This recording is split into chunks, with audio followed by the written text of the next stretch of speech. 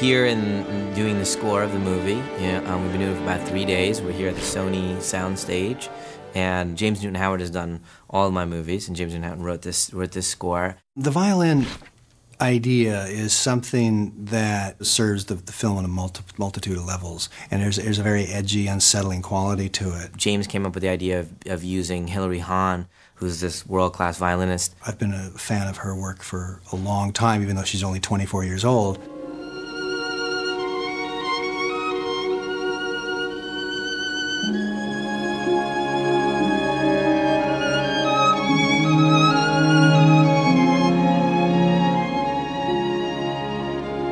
To have, a young lady play the themes and the emotions of a movie that has a lead character who's the same age and very much like her, some strong young female perspective would come to the movie that would be truthful.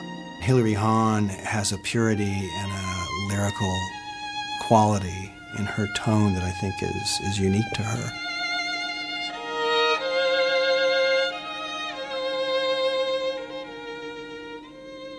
The way I talk to Bryce in the movie.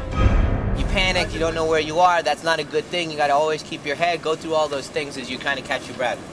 Is the way James and I talk to Hilary about what's going on in this scene and how to play it and all. So she added her kind of young female, expression of emotion on top of Bryce's, and so together it sounds absolutely, truthful. There was a point in making the movie where it was very, very scary, and we were really over there on that side of the fence and very eerie and weird. And then it started to tilt back over this way.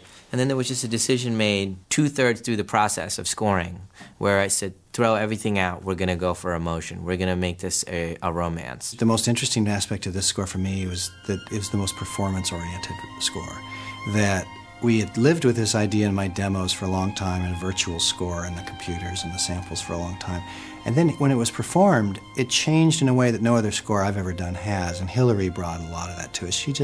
She elevated it to a completely unexpected level for me.